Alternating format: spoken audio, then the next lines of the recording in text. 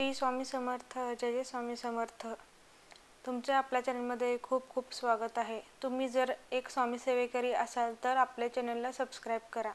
तर आज आपण पाहणार आहोत की मार्गशीर्ष महिन्यातील गुरुवार माता लक्ष्मीचे उद्यापन कसे करावे व एकादशी असल्यास काय करावे तर आपण आजच्या व्हिडिओमध्ये पाहणार आहोत. तर पूर्ण व्हिडिओ नक्की पहा. तर 2024च्या मार्गशीर्ष महिन्यात 4 गुरुवार आलेले आहेत. तर 26 डिसेंबरला चौथा गुरुवार असणार आहे, पण त्या दिवशी एकादशी असल्याने उद्यापन करायचे की नाही ते आपण आजच्या व्हिडिओमध्ये पाहूत. मार्गशीर्ष महिन्यातील गुरुवार माता लक्ष्मीचा व्रत हे सर्वजण संतती व सुख समृद्धीसाठी व्रत करत असतं.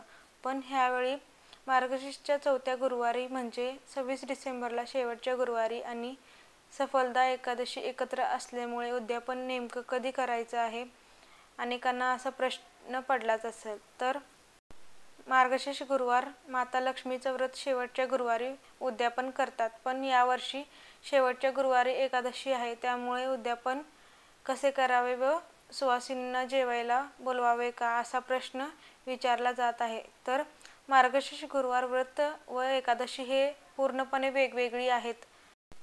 दोन्हींचा काही संबंध नाही.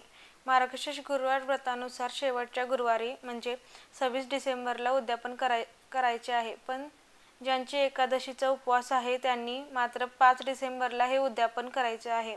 कारण एकत्र कधीही व्रत करायचा नसतो, त्यामुळे तुम्ही उद्यापन हे 5 डिसेंबरला करायचं आहे. आणि एकादशीचा उपवास नाही त्यांनी नेहमीप्रमाणे उद्यापन करायचं आहे व नेहमीप्रमाणेच पूजा मांडणीही करायची आहे.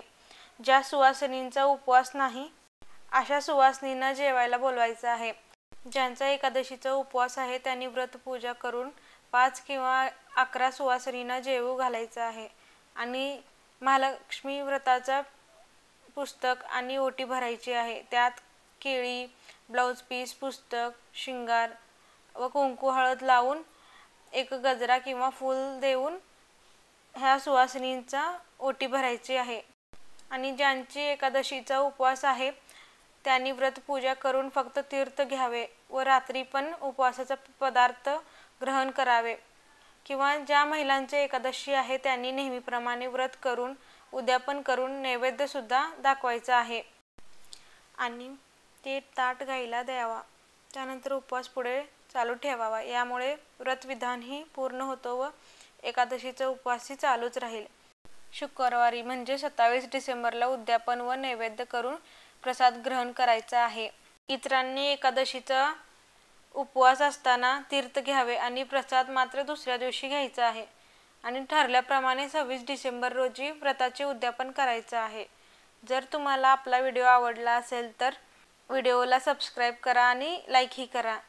स्वामी सेवा करा आणि स्वामी सेवेकरी घडवा ही स्वामीचरणी प्रार्थना. तर चला आता आपल्या व्हिडिओला इथेच थांबूया. श्री स्वामी समर्थ. जय जय स्वामी समर्थ.